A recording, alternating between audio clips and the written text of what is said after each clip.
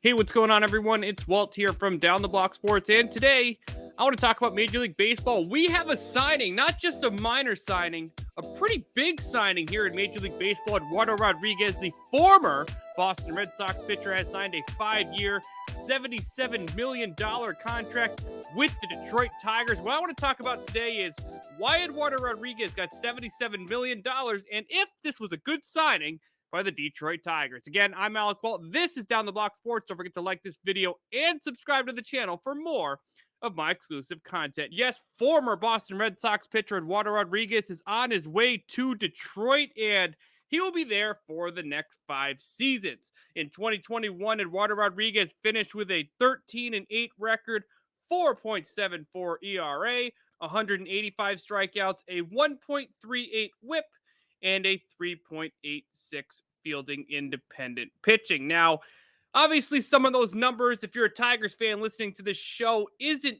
amazing, but there are some strikeout and other statistics about Erod which project fantastic moving forward.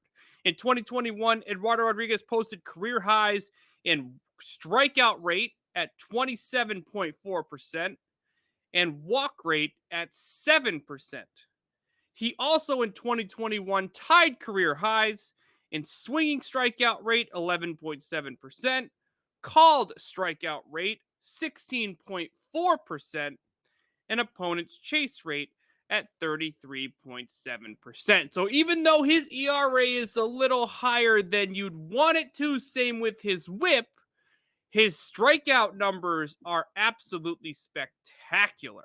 Now, here are some other numbers that help Eduardo Rodriguez for the future. So everyone loves to talk about how in Major League Baseball today, hard contact rate, exit velo, all this other stats you see when someone's up to bat. Eduardo Rodriguez in 2021 finished in the 90th percentile in average exit velocity, in the 87th percentile in our hard hit rate. So in a league that focuses on hard contact, getting the ball in the air, getting that ball to launch off the bat to potentially go over the fence, Eduardo Rodriguez did a great job preventing opposing hitters from doing so. After the All-Star game, he finished with a 3.71 ERA and a 2.89 FIP. In his final 4 starts of the regular season, he finished with a 2.11 ERA and really was dominant outside of that one poor start in the postseason. So pretty much what Erod towards the end of the season showed to be a pretty dominant pitcher, but for the most part, over a 3-year span, he still had an ERA over 4. So in a year where people really aren't signing contracts that early, the Tigers and Erod were able to agree to a 5-year, $77 million contract. Now, is this deal good for the Detroit Tigers?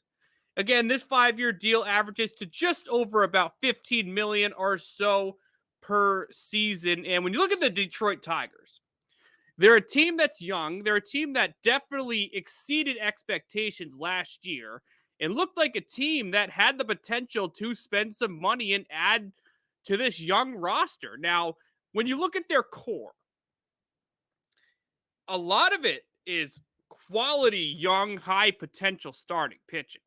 I mean, Casey Mize, Matt Manning, Tarek Skubal, Spencer Turnbull, all of these guys have the potential to be a very quality starting pitcher.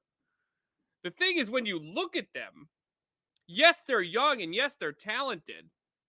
But if this Detroit Tigers team wants to take that next step, they need someone with experience pitching late in September. And remember, Erod's final 4 starts in the month of September, he finished with a 2.11 ERA. Okay, you want someone who's pitched in the postseason before. Okay, Eduardo Rodriguez, while with the Red Sox, has won a World Series and pitched multiple playoff games. So when you look at this Detroit team looking to get the pieces together to make some noise in one of the worst divisions in baseball, if not the worst division in baseball, They added someone from an experienced team moving over. Now, one thing that's key here is I talk about the division. You look at the lineups. New York, you got Judge, Stanton, even though it's not the most consistent lineup, Yankees got a lineup you got to respect. Toronto, probably the deepest lineup in baseball. And if they make a free agent signing, are going to be up there. Tampa Bay always has a strong lineup. Baltimore's not very good, but you can't discount their top four: Mullins, Mountcastle, Hayes, guys like that. They're respectable. He had these good numbers: 90th percentile average exit velocity, 87th percentile in hard hit rate, dropped his ERA and his FIP after the All-Star game, was dominant in the final month of the season. Guys, remember, this was in the American League East. He was facing some of the best teams that were familiar with him and were still pitching well. So now he goes to Detroit. So you have to expect maybe the change in scenery could affect things early on. But he's not facing the Toronto Blue Jays. The Chicago White Sox lineup is legit. Minnesota should be better than it was last year. But Cleveland, Kansas City, he's going to a division with much easier lineups to face. So I think this contract, obviously health is my really main concern because he had myocarditis, heart condition during COVID. I hope that this never pops up again. Never. Because that is my one concern with Erod over a 5-year span, is he did have that one health scare in 2020, which is why he did not pitch. But the reason I think this is a great signing for the Detroit Tigers is these few reasons. 1, the division is a lot easier. 2, they don't have much experience pitching late in the season and in postseason games in this rotation. They now, for the next 5 years, have a veteran they can rely on in that rotation to go with the Mannings, the Mize, the Scoobles, the Turnbulls. Pitchers like that, they needed that veteran in that rotation. His strikeout numbers are excellent and project to be excellent down the road.